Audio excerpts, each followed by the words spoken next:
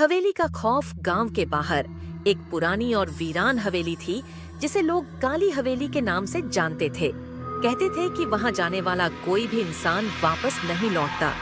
इस हवेली से जुड़ी कई डरावनी कहानियां थीं, लेकिन गांव वालों को सबसे ज्यादा डराने वाली कहानी थी रूहानी औरत की। रवि, मोहित और नेहा 3 दोस्त थे जिन्हें एडवेंचर पसंद था। जब उन्होंने काली हवेली के बारे में सुना तो उन्होंने तय किया कि वे वहां जाकर सच्चाई का पता लगाएंगे। गांव वालों ने उन्हें बहुत समझाया, लेकिन वे नहीं माने। रात का सफर वे तीनों रात 11 बजे टॉर्च और कैमरा लेकर हवेली की ओर निकल पड़े। रास्ते में सन्नाटा था, सिर्फ झिंगुरों की आवाज सुनाई दे रही थी। हवेली के पास पहुंचते ही ठंडी हवा चलने लगी और एक अजीब सा डर उनके दिलों में बैठने लगा। दरवाजे को धक्का देते ही कड़-कड़ की आवाज गूंज उठी। अंदर चारों तरफ धूल ही धूल थी। फर्श टूटा हुआ था और दीवारों पर अजीब-अजीब चित्र बने हुए थे। जैसे ही उन्होंने आगे कदम बढ़ाया, अचानक दरवाजा धड़ाम से बंद हो गया। अजीब घटनाएं नेहा घबरा गई, लेकिन रवि और मोहित ने उसे समझाया कि यह सिर्फ हवा का असर होगा। वे आगे बढ़े तो एक बड़ा हॉल आया जहां एक पुराना झूला पड़ा था। झूले पर बैठा एक धुंधला सा साया देखा। तीनों ने टॉर्च की रोशनी डाली, लेकिन वहां कुछ नहीं था। अचानक झूला खुद ब खुद हिलने लगा। तभी किसी लड़की की सिसकियों की आवाज आई।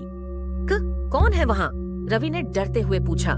कोई जवाब नहीं आया, लेकिन अगले ही पल नेहा चीख पड़ी। उसने देखा कि एक सफेद साड़ी पहने औरत उसकी तरफ बढ़ रही थी। उसके पैर जमीन से ऊपर थे और आंखों से खून बह रहा था। हकीकत का खुलासा रवि ने हिम्मत करके जेब से हनुमान चालीसा निकाली और पढ़ना शुरू किया। औरत जोर जोर से चीखने लगी और अचानक गायब हो गई। उसी समय हवेली की दीवार पर एक पुरानी तस्वीर दिखी जिसमें वही औरत थी। मोहित ने पास रखी एक पुरानी डायरी उठाई। उसमें लिखा था कि यह औरत रागिनी थी, जिसे सालों पहले गांव के कुछ लोगों ने हवेली में जिंदा जला दिया था। उसकी आत्मा बदला लेने के लिए यहाँ भटक रही थी। भागने की कोशिश जैसे ही उन्होंने यह पढ़ा, हवेली हिलने लगी और तेज हवा चलने लगी। चीजें खुद ब खुद हवा में उड़ने लगी।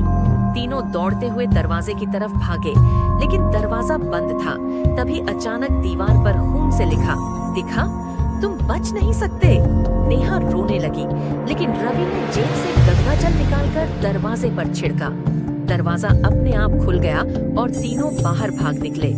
जैसे ही वे हवेली से बाहर निकले, पीछे से एक जोरदार चीख सुनाई दी और हवेली अंधेरे में समा गई। अंत सुबह जब गांव के लोग वहां पहुंचे तो हवेली का कोई नामो निशान नहीं था। सिर्फ जमीन पर राख और कुछ जले हुए कागज पड़े थे। रवि, मोहित और नेहा को इस हादसे के बाद बहुत बुरा महसूस हुआ। उन्होंने तय किया कि वे अब कभी किसी जगह की आत्माओं को परेशान